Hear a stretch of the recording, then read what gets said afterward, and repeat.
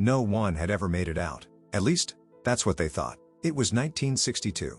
Inside those concrete walls were three men who refused to believe the rules applied to them. Frank Morris, quiet, intelligent, the kind of man who didn't waste words, and brothers John Anglin and Clarence Anglin, raised on the water, strong swimmers, patient. Together, they started planning something no one had ever pulled off. Not in days, not in weeks, but over months. Every night, after lights out, they worked.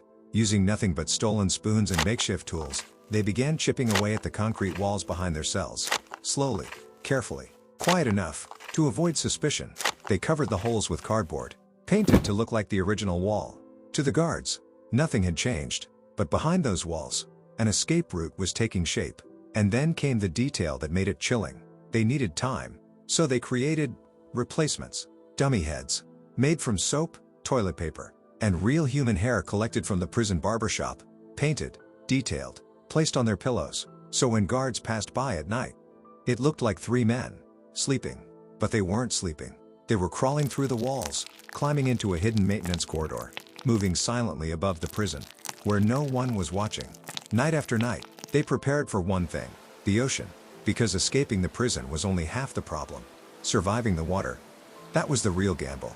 The bay was freezing, the currents were ruthless, and the distance to shore? Over 2 kilometers. So they built something insane.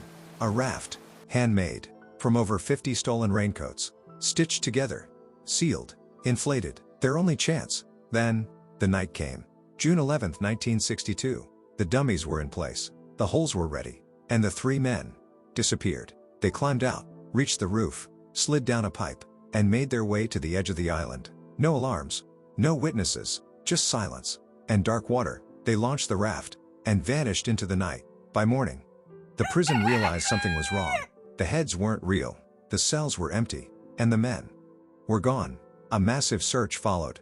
Boats, helicopters, Coast Guard scanning the water, but they found nothing. No bodies. No raft, no trace. The official conclusion? They drowned, but not everyone believes that. Years later, their family received strange letters, signed, with the Anglin brothers' names. Then, a photograph surfaced, taken in Brazil. Two men, standing side by side, looking almost exactly like John Anglin and Clarence Anglin, older, but unmistakable. Even the FBI admitted they couldn't prove what really happened, and that's where the story lives, right in the uncertainty. Because somewhere between the cold water and the empty prison cells, three men either died chasing freedom, or became the only prisoners to ever escape Alcatraz Island and get away with it.